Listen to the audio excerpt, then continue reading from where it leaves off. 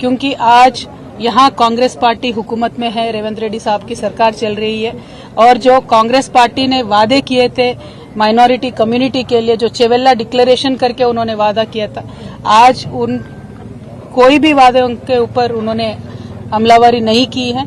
तो मैं यहाँ से डिमांड करती हूँ रेवंत रेड्डी साहब को, आप चेवेल्ला डिक्लेरेशन को इमीडिएटली अमल कीजिए।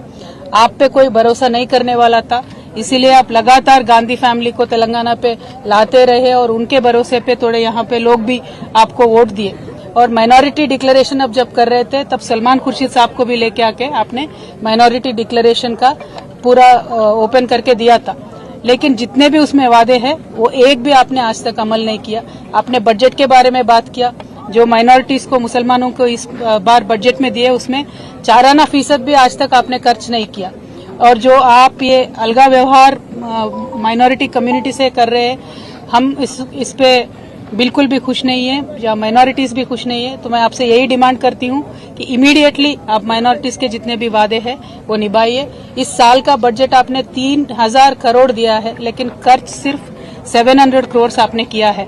तो मेरा ये डिमांड है कि आप माइनॉरिटी कम्युनिटी के साथ दीजिए, क्योंकि केसीआर साहब जब यहाँ पे थे पिछले 10 सालों में कम्युनल वायलेंस का एक भी इंसिडेंट नहीं हुआ था, लेकिन ये एक साल में जितने कम्युनल वायलेंस के यहाँ पे इश्यूज हुए हैं, ये देख के बहुत एक दर्द होता है हम सबके दिलों में, क्योंकि एक अमन और चैन के साथ तेलंगाना रहता था, एक गंगा जमुना तहजीब को हमने कायम करके रखा था।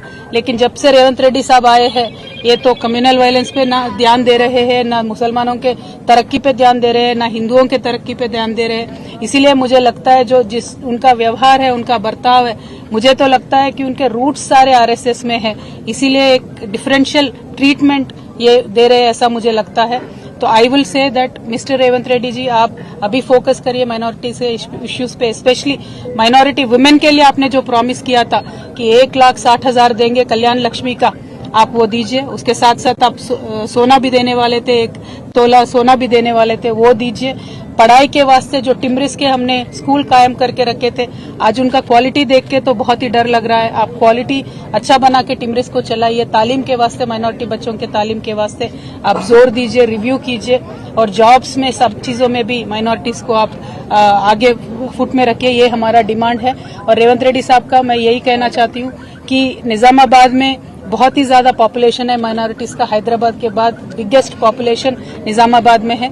तो यहाँ लेकिन आज तक भी कुछ भी बजट निजामाबाद में आया नहीं है। यहाँ से शबीर अली साहब भी है, उन्होंने कंटेस्ट भी किया, लेकिन शबीर अली साहब ने भी कुछ भी जोर नहीं दिया, 1 भी रुपया निजामाबाद के लिए एडिशनली यहाँ पे नहीं आया है। तो मैं आपसे यही डिमांड करूंगी और लगातार मैं यही कहते रहूंगी कि जो भी कम्युनल इश्यूज है उन सब पे आप जोर दीजिए, चाहे वो जयनूर का इश्यू होने दीजिए या कुछ भी इश्यू होने दीजिए, उस पर जोर दीजिए और शांति कायम करके रखिए। Thank you. जय तेलंगाना। जय तेलंगाना।